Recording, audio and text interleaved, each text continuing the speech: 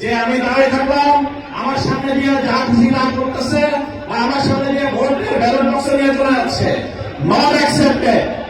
তোমার লাশের উপর দিয়ে যাবে, কিন্তু তোমার সামনে দিয়ে কেউ ভোট ব্যালট বক্সে হাত দিতে পারবে না, পারবে?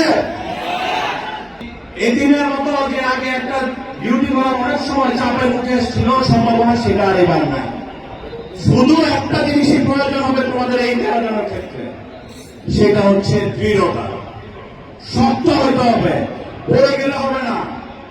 ওখানে সারাদিন ডিউটি করতে হবে, সারাদিন ডিউটি করা খুবই পরিশ্রমে। রাত্রে ভোট করানো হবে, তখনও দাঁড়িয়ে থাকতে হবে।